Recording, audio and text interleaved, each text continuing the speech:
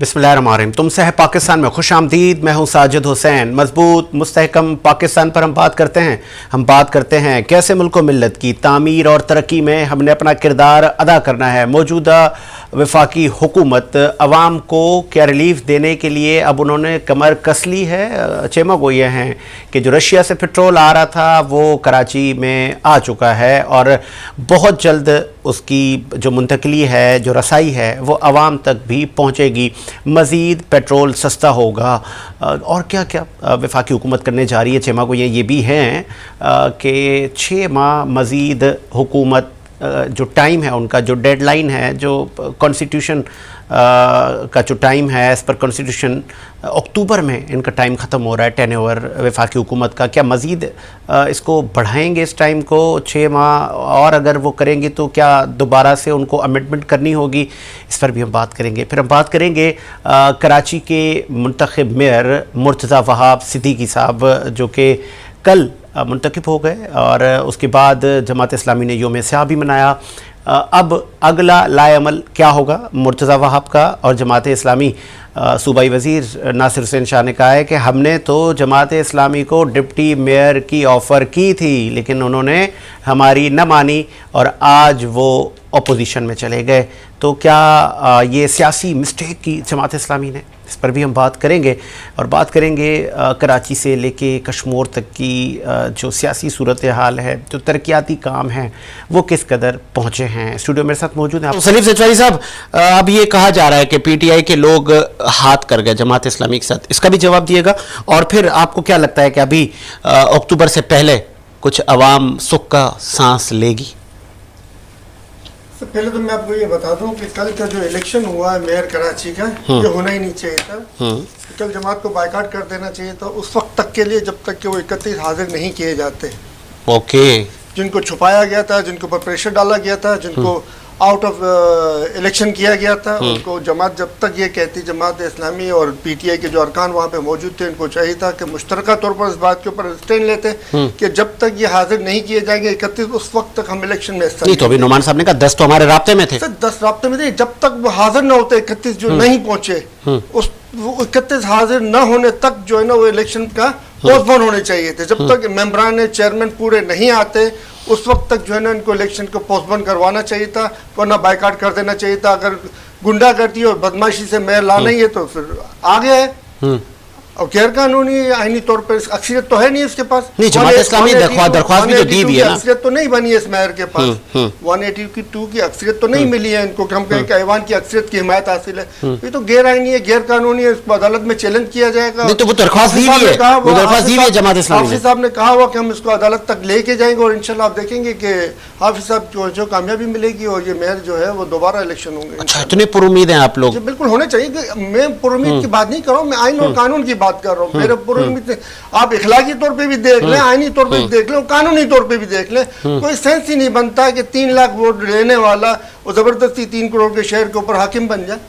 ये तो आप लोग जो है ना वो तासुब परस्ती पैदा कर रहे हैं लोगों में। आपने तालीमी मैदान में मुल्क सिर्फ सूबे का बेड़ा गर्क किया हुआ है, शहर कराची का बेड़ा गर्क किया। तालीम में आप देख लें, सारे सरकारी स्कूलों की हालत सत्यानाश की हुई है। जूफलेस स्कूल जो कि बेहतरीन एक स्कूलों में शुमार होता था सरकारी स्कूलों के अंदर में, उसको भी तोड़ने तोड़ने के मामला शुरू कर दिए। स्कूल ठीक है, बेहतरीन स्कूल, सर मेरी बात पहले कंप्लीट हो, बेहतरीन स्कूलों में शुमार होता था, उसको भी इन्होंने बंद करवा दिया। ये तालीमी निजाम का बेड़ा गर्क कर रहे हैं, सेवरेज के निजाम का बेड़ा गर्क, नालों का बेड़ा गर्क हुआ है। ठीक है, मैं शरीफ सेठवाई साहब, आपने देखा कि एक तरफ से तो ये राय है कि चले जी अब ये रोना नहीं होगा कि जी इक़्तिदार मेरे पास फंड नहीं है, मुझे सूबाई हुकूमत काम नहीं करने दे रही। चलें, वो कहते हैं ना, अभी आपने भी सुना कि जो हुआ अब जमात इस्लामी का बस अब हार उनके मुकद्दर में थी। वो कहते थे सईद गनी साहब लकीर नहीं है हाफिज नईम के साथ, या कि आप लोगों ने हाथ किया, आप लोगों की वजह से जमात इस्लामी को ये दिन देखना पड़ा?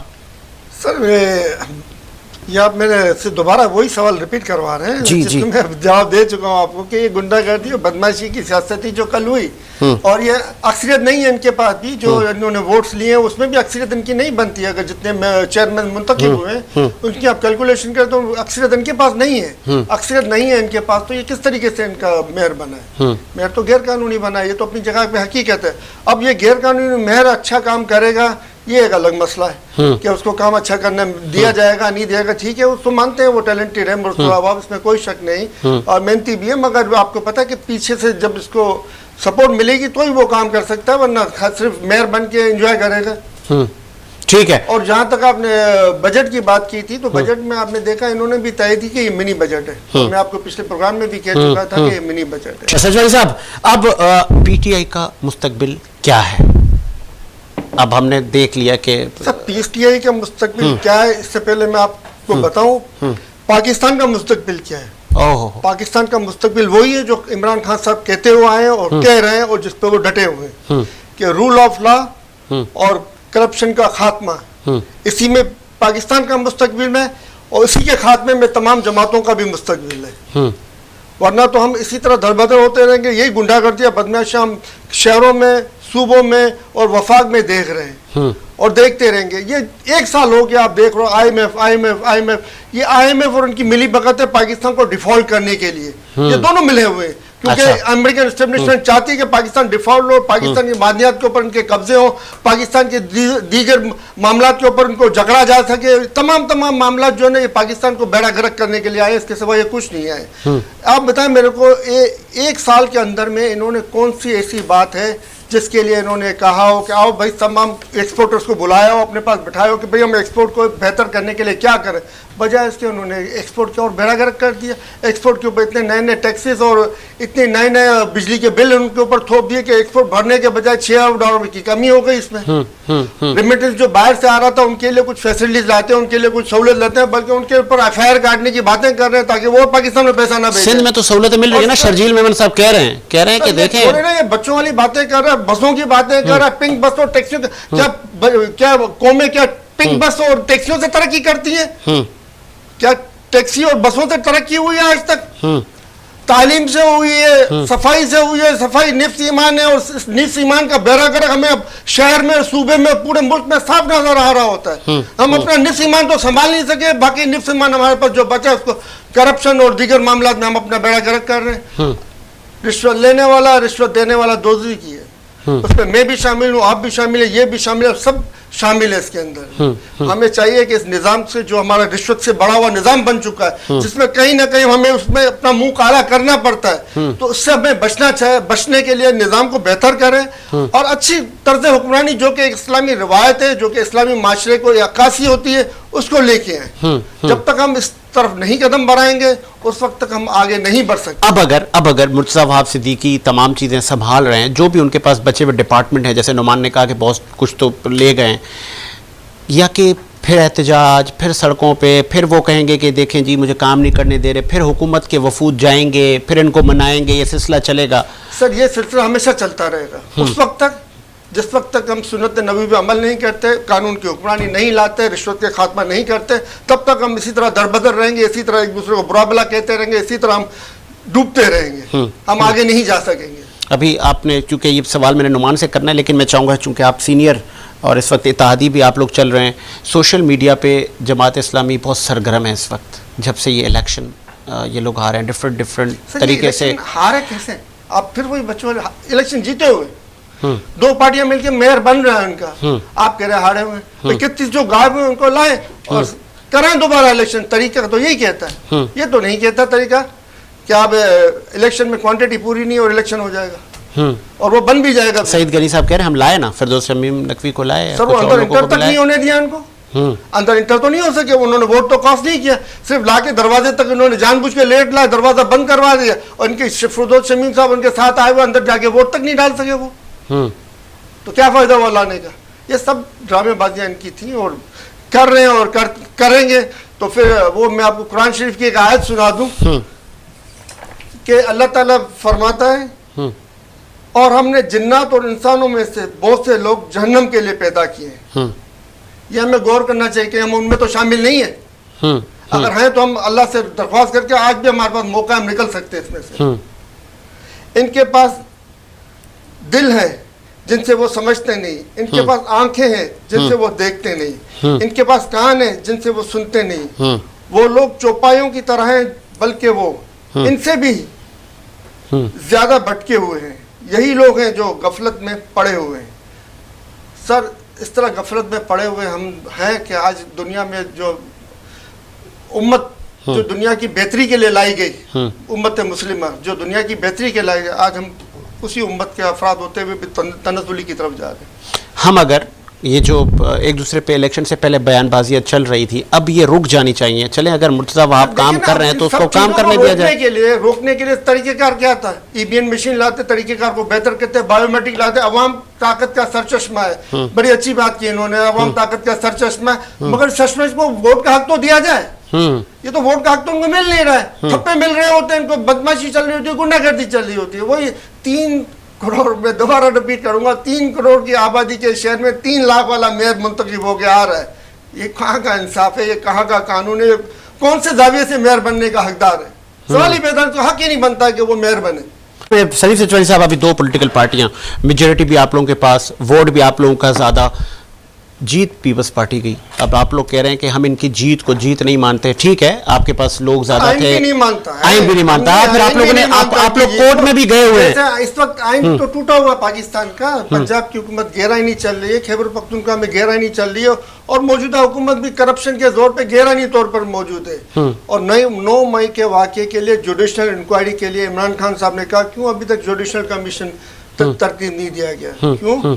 क्यों उन बेगुनाहों के खून के जो हिसाब नहीं किया जा रहा, जो 9 मई वाले दिन कत्ल किए गए, जो 9 मई वाले दिन शहीद किए गए? क्यों उन बेगुनाह खवातीन का हिसाब नहीं लिया जा रहा, जिनको बालों से पकड़ के घसीटा गया, उनको टांगों से पकड़ के मोबाइलों में फेंका गया? क्यों ये खवातीन के यौम सियाह जो है 9 मई का वाक़या, उस पर क्यों तहकीकात से ये लोग गुरेज कर रहे हैं? क्योंकि इनकी असलियत पता है इनको खुद को भी हमने क्या किया है। 9 मई वाले दिन तोड़ फोड़ के सारे वाक़यात के जो असल किरदार है, जो लोगों को उकसा कर लेके जा रहे हैं, उनकी क्लिप सब मौजूद है, उनके फोटोज मौजूद है। क्यों उनको नहीं पकड़ा जा रहा है? क्यों हजारों बेगुनाहों को? ऐसे तो हलीम आदिल साहब को भी नहीं पकड़ा, वो डंडे लेके चल रहे थे शाहरा फैसल पर। सर, ये डंडे लेके चल रहे थे आप कह रहे हैं ना?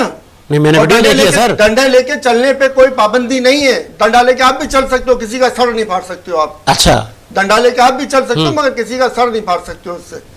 डंडा लेके चलने पे कानून में कहीं पाबंदी नहीं है। आपके बहुत सारे रहनुमा कह रहे थे आए जी। और सामने से जो शेलिंग हो रही थी पुलिस की, जो पुलिस का लाठीचार्ज हो रहा था, और जो पुरअमन मुजाहिरीन के साथ तशद्दुद हुआ, ये टॉपिक से पुरअमन मुजाहिरीन को जो है ना तशद्दुद किया गया उनके ऊपर, खवातीन के साथ बदसलूकी के, वो आपको नजर नहीं आती। 2 पार्टियों की क्या हिकमत अमली होगी कराची में?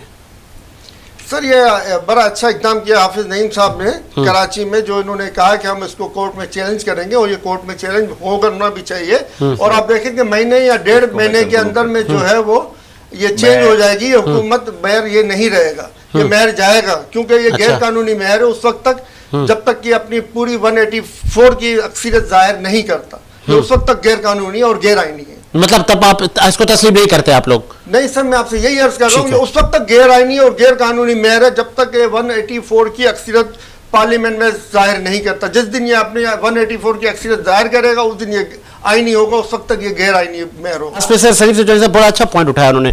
ये गालिबन आप भी बता चुके हैं, ये आइन पे में बता रहा है कि यार आप किसी भी एक पर्टिकुलर है कहाँ? आइन तो टूटा हुआ पड़ा हुआ है, इसके ऊपर तो कोई कार्रवाई नहीं हो रही। अदालतें फैसले देती हैं, उनके फैसले कबूल नहीं किए जाते।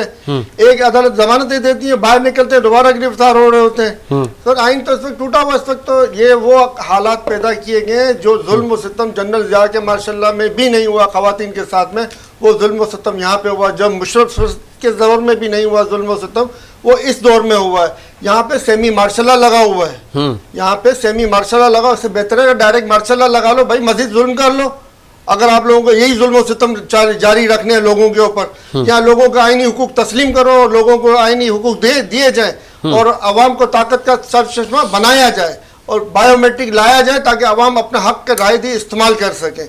इस तरीके से अवाम को जो है ना वो तितर बतर करके और लूली लंगड़ी हुकूमतें ला के और अपने मफादात के लिए, जाती मफादात के लिए बलूचिस्तान पे कब्जा कर लिया, खैबर पख्तूनख्वा की मादनियात पे कब्जा कर लिया और वहां से स्मगलिंग हो रही है, वहां से मंशियात आ रही है, वहां से जो दीगर जराइम हो रहे हैं, वहां से तेल स्मगलिंग हो रही है और अवाम इधर परेशान है, बदहाल है, महंगाई के तेल में बिस रहे हैं। वहां से 12 रुपए 15 रुपए में ईरान देने के लिए तैयार, ले उनसे तेल, वो लोग रशिया से ले रहे हैं सर, रशिया से लिया ना सर, क्या लिया अभी तक आपको उन्होंने बताया? खान साहब ने आपको पहले बताया 40% डिस्काउंट पे तेल हम लेंगे, अभी तक उन्होंने बताया हमने क्या डिस्काउंट पे तेल लिया है और कितने में आवाम को देंगे? उन्होंने बताया नहीं, ये चोर की नस्ल है। और सिर्फ एक शिप का इन्होंने एग्रीमेंट किया है सर, खाली एक ही आया, इसके बाद कहाँ है? आएंगे सर, मजीद हुकूमत करिए, मजीद आएंगे तो करें ना कुछ। 30 अरब डॉलर का तेल, हमारा तेल और गैस इस्तेमाल होती है, 30 अरब डॉलर के आप रशिया से ले लें भाई, आपको 40% डिस्काउंट पे ले लें, आपका वैसे ही आपके जो है ना 12 अरब डॉलर कम हो गए, 12 अरब डॉलर वैसे ही आपके कम हो गए और आप 1-2 अरब डॉलर के लिए आप भीख मांग रहे हो। रशिया तो आपको माल के बदले माल भी देगा आपको, क्यों नहीं ले रहे सर? क्योंकि इनके चोरों के काले करतूतों के पैसे जो है इनके बैंकों में पड़े हुए, यूरोपियन यूनियन में और अमेरिका में और बर्तानिया में इनके जो काले पैसे पड़े हुए, सिर्फ इनको उसमें इजाफे की फिक्र है और उसमें जो है ना वो किस तरीके से वो उसको सेव कर सकें, इनको इस चीज़ की फिक्र है। इसके अलावा इनको कोई फिक्र नहीं है, न पाकिस्तान के अवाम की फिक्र है, न पाकिस्तान में तालीम की फिक्र है, न इनको दीन की फिक्र है, न इनको दुनिया की फिक्र है। इक़्तिदार चाहिए इनको सिर्फ। चले जी, इसी उम्मीद के साथ कि मेरा मुल्क शाद आबाद रहे और तमाम इदारे, जिन इदारों पर सवालिया निशान डिफरेंट पॉलिटिकल पार्टीज उठा रहे हैं, उनका लाखों करोड़ों में मैंडेट है। उस मैंडेट की ये क्या तौहीन नहीं है? उन इदारों के लिए सवालिया निशान है कि आप कैसे, जब कोरम पूरा नहीं है और आप रिज़ल्ट अनाउंस कर देते हैं, तो इस पर नज़रसानी और अदलिया आज़ाद है। अब मुमकिन है कि अदलिया के फ़ैसले और तमाम चीज़ें उसी पर ही नज़र है कि क्या मुर्तज़ा वहाब और सलमान अब्दुल्ला नाअहल होंगे, दोबारा ये मामला चलेगा या कि अब ये सिलसिला ऐसे ही चलेगा। मुझे साजिद हुसैन को इजाज़त दीजिए, मुलाकात होगी नए प्रोग्राम के साथ। अल्लाह हाफ़िज़।